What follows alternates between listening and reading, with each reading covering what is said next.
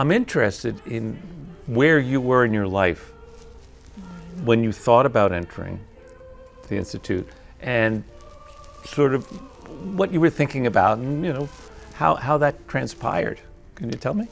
Yes, well, I was a senior in high school when I discovered that I may have a religious vocation. I had read the book The Nun Story, and then the movie came out, and I kept saying, that's my secret desire, but I'm never going to do anything about that, because I was always going to get married and have lots of kids. Well, then I was going to a public high school, and the priest, I was attending CCD classes, so the priest one day called me aside and said, Renee, have you ever thought of being a nun? And I said, no way. I was so angry at him. But I was like a social butterfly in high school. However, on the other hand, I was attending everything at my parish, every holy hour, every retreat, everything. So I guess that must have been a dead giveaway.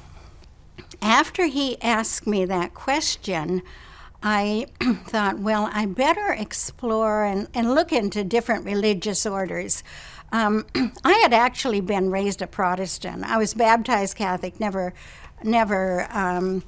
was raised Catholic, and so I was a Baptist in kindergarten, a real active little one, and then from 1st to 6th grade I was Methodist, and then when I was in 6th grade we moved to the big city of Seattle, and I was a Lutheran. But then they would telling the kids, you got to prepare for a confirmation, you got to memorize all this stuff, parts of the Bible, and I said, I never did that. I never did that when I was a Methodist. So I went to my mother and I said, Mom, do you think, if I was baptized Catholic, maybe I should try the Catholic Church? She said, oh no, once you're Catholic, you always have to be Catholic. And I said, well, I've shopped around. So she took me to the closest Catholic church, and I made my first communion and was very, very happy. But see, I had a grandma who was praying for me the whole time. So it's all my grandma. So anyway, going back to the question, I went to church one day, and there was a magazine. It must have been the Vision magazine with all the different religious orders. And I thought, I don't know what religious order I want, but the only thing I know, I don't want to be stuck in an order that only taught, that only nursed, that only did one thing. And in my parish, there's a big statue of the Sacred Heart of Jesus. So I was over there all the time. Jesus, come on, tell me, what am I supposed to do? But see, what had happened was I had prayed for the perfect husband. He was not to drink, he was not to smoke, and he had to be a really good Catholic. Well, look how the Lord answered my prayers. He gave me himself. So, okay, when I'm looking at the magazine, what happened? I saw the Cabrini sisters. Oh my gosh, there was a whole list of all these things you could do. You could be a nurse, you could work with orphans, you could even be a secretary, you could be a teacher. And that just appealed to me so much. So I wrote to New York to get more information, and they said, well, why are you writing to us? Don't you know there's Cabrini Hospital in Seattle and the Sacred Heart Villa School? And I said, no, I didn't know those things. So I went up to the Sacred Heart Villa, and the sisters were so sweet, these Italian sisters. And every week they said, come back every Sunday. And they gave me a box of chocolates, and I went home, and my sister and my friend, we ate them all. So I go back every Sunday, but one Sunday they didn't give me chocolates. They gave me the travels of Mother Cabrini. Well, after reading that, I said, that's it. I like things fast. And her order was approved so fast. She was canonized so fast. She's an American. I love it. So I went to my priest and told him what I wanted to do. And he was a little bit reluctant because he said, you know, you're going to go into a religious order, you're going to have to adjust to the Italian ways. And I said, nope, you can't change my mind. That's what I want. So he wrote the letter, and I was accepted, and I was entered in Seattle, Washington at the Sacred Heart Villa Convent. So you took your vows. Did you think you had a full understanding of the charism at that time, or what was your understanding? Well, that's a good question. I knew that we were missionary, and right after I made my profession, I was sent to Chicago to do my nurse's training. And often the superior would say to me, I took the religious name Zita. Oh, Sister Zita's going to Australia. And I thought, oh, Jesus, I don't want to leave the USA. I don't want to go to Australia. And my mother even came to visit when I graduated from nursing school, and she said to the superior, oh, don't send her to Australia, will you? And I don't know what the superior said, but whisked. 6 months after I graduated, I was sent to Australia. I never wanted to go, but I never wanted to come back to America after spending 16 glorious years there. So I think I didn't really fully understand the dynamics of a missionary charism, but it was one of the best things that ever happened to me. Okay, that was then, this is now. How do you understand the charism now? Well, I think I'm still seeing the charism as very, very broad. After getting involved with prison ministry, I say join the convent and see the world. There's so many different aspects of that charism of Mother Cabrini. I mean, she just didn't tie herself down to one thing. I worked with death row inmates. I was a prison chaplain. I managed Cabrini Senior Housing for 6 months. I worked at all the shrines. I've written books. It's a very broad charism, and I did get involved in Catholic Charismatic Renewal, and that just opened up a whole new vista of the gifts and fruits of the Holy Spirit. So to me, the charism is very dynamic. I want to go back for a minute. How you reacted when you were told to come back to Chicago, but what made it viable for you? Well, I cried my eyes out. By that time, I had already got involved in prison ministry, and I had this little flock of inmates that were like my spiritual sons. And, I was riding high as the director of nursing, and I was very involved in every aspect of charismatic renewal. So it seemed like a disaster that I would be uprooted from Australia and sent to the city of Chicago. Oh, my goodness sakes. But the one thing that attracted me to go to Chicago was that they had Cook County Jail.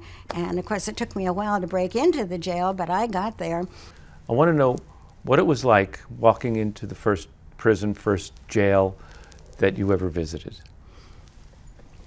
How old you were, why you were there. I was in my late 30s, and it was in outside of Sydney, Australia, and I had befriended these two inmates who happened to be the most notorious in all of Australia, but I didn't know that at the time. And I was so excited to go. I was so excited to go that I was very, very happy to be in the prison, but there's more to that story. Oh. Tell us. I'll tell you what more was happening. After I'd befriended these two inmates, I wrote to them, and they wrote back, and we had really a great conversation. Well, out of the blue, the superintendent of all the prisons in the state of New South Wales, which is where Sydney is located, called me, and he said, "You want to visit Johnny? He'll slit your throat." And I said, "Oh, no, he won't." I said, "We're good friends." And he said, well, okay, kind of come at your own risk. And I did, and I brought all these religious books and medals, and we just had a great, great visit. It was, and he had already introduced me to other inmates, Johnny had. So I was just super excited and supercharged to go to the prison that first time. But I wasn't scared off.